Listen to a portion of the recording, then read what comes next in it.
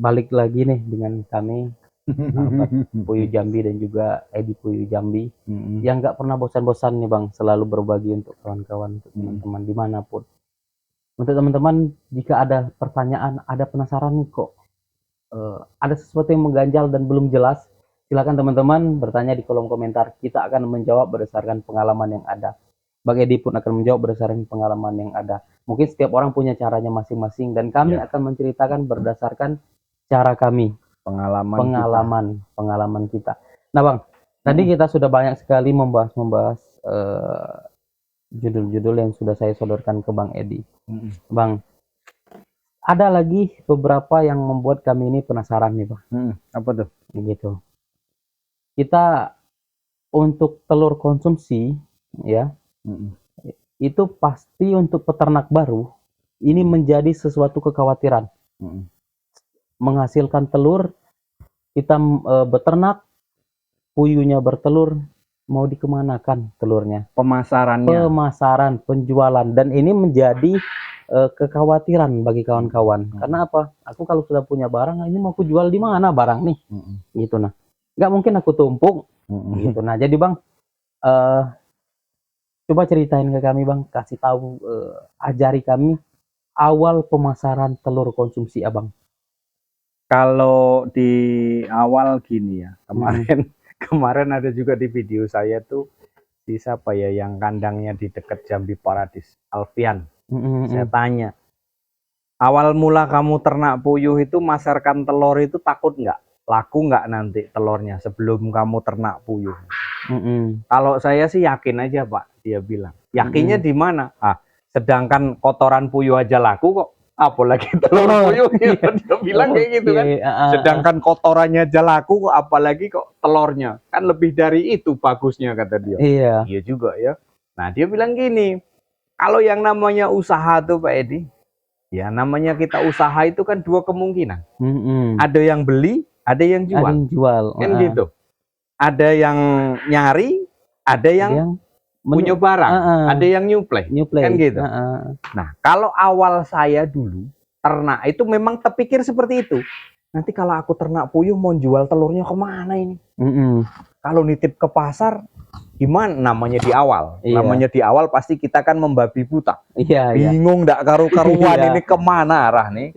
Karena kan waktu itu kan baru. Namanya baru, kita mencoba, ini kan takut salah. Belajar dari kegagalan dan belajar dari kesalahan gitu. Awal mula itu saya ternak itu sampai numpuk telur. Bingung saya. Kebetulan di rumah pasar, itu sih bilang sama orang rumah, ibu anu tuh jualan telur puyuh. Jual kata dia. Coba ke situ tanyakan, mau enggak? Mau. Saya pasarkan ke situ, saya taruh di situ. Kemudian digantung nota saya. Wah, belum dibayar ya? Belum dibayar, nunggu laku dulu baru dibayar. Wah, kalau kayak gini kita harus punya modal untuk nutupi pakan dulu. Lah puyuh nggak bisa di stop. Akhirnya biarkan itu dulu sembari saya mencari lagi. Nah, pemasaran saya itu lewat media-media sosial. Tapi yang di wilayah Jambi. Yang di wilayah Jambi. Kemudian saya sambil jalan ke pasar, ada tukang jual telur di situ. Saya tanyakan kan, Bu, mau nggak jual ini telur saya dari kandang? Nggak apa-apa Pak, ke sini Pak. Tapi cash ya Bu, ya nggak apa-apa. Akhirnya ke situ. Nah, lambat laun waktu itu masih awal-awal, saya masih belum belajar membuat indukan loh itu. Masih punya telur konsumsi loh itu. Itu masih dalam tahap-tahap kebingungan mau ternak puyuh telur konsumsi apa mau membuat telur fertil. Itu masih dalam tahap-tahap penyelidikan untuk pembuatan indukan waktu awal-awal mulai itu kan. Nah, jadi saya pasar sana sini, yang lama kita tinggalin. Makanya kalau untuk rekan-rekan itu, kalau namanya langkah awal nggak sempurna, cepat lakukan perubahan. Maksud saya kayak gitu. Di pemasaran misalkan, kayak saya tadi, nitip, nggak dibayar. Bayarnya nanti kalau nunggu laku semuanya. Kalau memang itu kita nyatakan nggak efektif untuk kita lakukan pemindahan itu tadi. Kita pindah ke yang lain dulu, kalau sudah dapat yang ini tinggalin aja.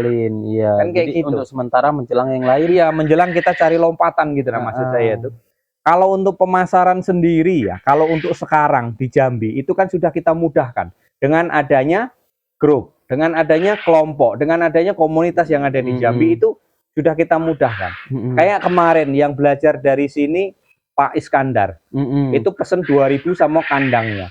Begitu pemasaran pertama, Pak Edi ini nanti saya jualnya kemana nih, nomor agen. Hubungilah ini nomor agen ini Ya, sudah agak ada jembatannya gitu loh. Kalau Ya. untuk rekan-rekan di Jambi kan memang ada komunitasnya di situ. Jadi kita nggak khawatir lagi. Kalau untuk pemasaran telur tetas, ya memang kalau yang namanya dunia pasar itu kan kita kan nggak tahu, nggak bisa kita tebak. Ekonomi di pasar itu perubahannya seperti apa kan nggak bisa kita tebak. Kadang kan harga telur itu kan naik turun, nggak mungkin mau stabil seperti ini terus kan nggak mungkin gitu. Jadi kalau untuk pemasaran sendiri di awal memang waktu awal itu saya akui agak sedikit kesulitan, tapi setelah kita berjalan sekian waktu, sekian bulan, sekian hari, itu kita menemukan ritme penjualan di pasaran itu seperti apa, itu sudah kita temukan. Nah, cara menemukannya yaitu tadi, kalau zaman sekarang kan ada medsos. Kita mainkan medsos itu, kemudian mungkin kalau kita mau ngeteng sendiri atau mau kita jual sendiri, itu malah lebih bagus. Lebih bagus. Kemarin yang dari Palembang, Pak siapa kemarin yang dari Pelaju, Joni Palembangnya mana? Sekayu. Kalau kemarin dari Pelaju nelpon minta telur untuk pembuatan indukan, mungkin hari apa nanti kita kirim yang di Pelaju. Halo rekan-rekan semuanya yang di Pelaju. Ya, salam dari kami di Jambi. Ditunggu saja nanti telurnya Pak ya. Pak siapa kemarin lupa saya di Pelaju itu nelpon, memang dia ternak seperti saya juga. Pembibitan juga, cuman itu tadi masih campur.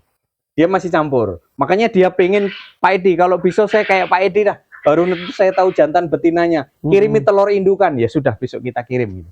Nah, dia bercerita di Pelaju ini peternak itu tinggal saya, Pak.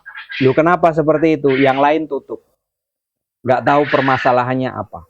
Bapak kok bisa jalan, Pak? Penjualan telur gimana? Telur saya jual sendiri ke pasar. Saya keteng sendiri di pasar. Dengan harga per butir sekitar 400-an, Pak. Ya ketemulah Pak kalau di hari saat ini di zaman sekarang harga pakan segini. Nah itulah makanya keuntungan saya 50% Pak Edi. Saya jual pasar. Tinggal di mana? Di Pelaju Pak, Palembang. Kata dia seperti itu. Nah itulah makanya kalau untuk kita pemasaran, kalau bisa kita jual sendiri, keuntungannya lebih besar. Dari kawan-kawan semuanya seperti itu. Rata-rata seperti itu, dijual sendiri atau menggunakan apa itu ya, pakai plastik mika itu kan. Oh iya. Nah, per 10-nya satu pack itu 10 butir. Berapa kan ya, bisa satu pack 6 butir, 10 butir sesuai dengan ukuran packnya. Kalau kita namanya usaha terus kita menggantungkan ke orang lain terus tanpa kita semangat usaha kita, ya repot kita. Kalau memang usaha kita mau maju kan gini ibaratnya. Kita itu kalau punya usaha seperti ini ya besar kecilnya kan manajernya kan kita.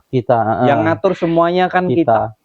Kalau kita kerja dengan orang kan beda. Semakin kita giat kerja dengan orang, semakin sengsara kita disuruh-suruh.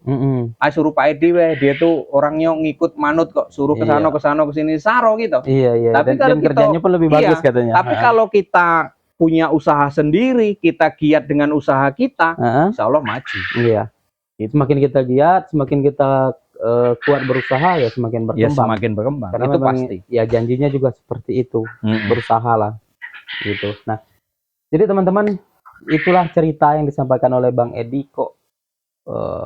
Bagaimana sih caranya awal mula pemasaran telur konsumsi, walaupun sempat kebingungan.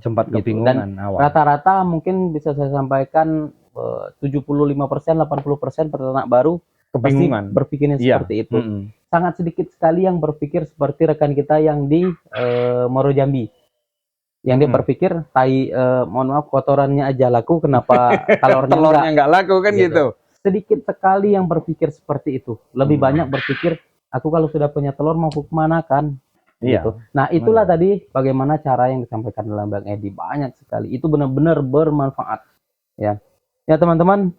Mungkin untuk video ini cukup sampai di sini, dan saya yakin sudah memberikan edukasi ilmu yang sangat bermanfaat untuk teman-teman. Untuk teman-teman yang belum like, di like, belum subscribe, di subscribe, Jika ingin bertanya, silakan bertanya di kolom komentar. Insya Allah kita akan menjawab berdasarkan pengalaman. Walaupun apa yang kita sampaikan berbeda dengan apa yang orang lain rasakan, karena kita punya pengalaman masing-masing. Iya, pengalaman Gitu. yang berbeda. Cukup sampai di sini videonya, sampai jumpa di video berikutnya. Terima kasih.